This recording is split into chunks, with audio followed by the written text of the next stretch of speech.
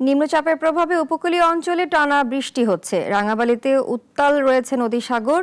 গভীর নিম্নচাপের কারণে উপকূলীয় এলাকায় বেড়িবাঁধের বাইরে থাকা মানুষের মধ্যে আতঙ্ক বিরাজ করছে। তুহিন রাজের রিপোর্ট, জানাচ্ছেন সিরাজুমনির শুভ।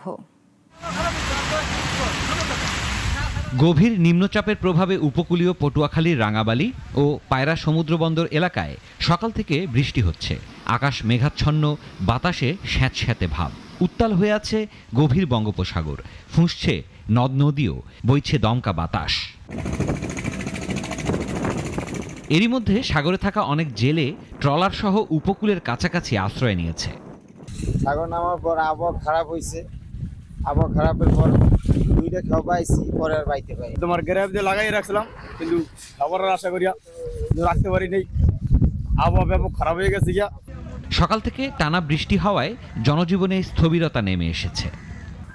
আমরা তো বাইর খুলে থাকি, বন্যা এলে তো আমার সব শেষ।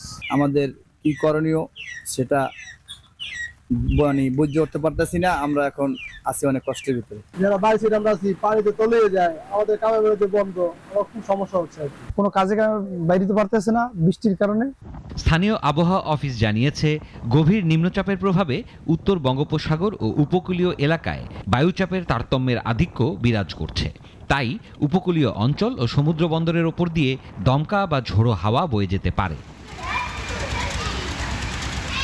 পায়রা সমুদ্র বন্দরকে ৩ নম্বর স্থানীয় সতর্ক সংকেত দেখিয়ে যেতে বলা হয়েছে।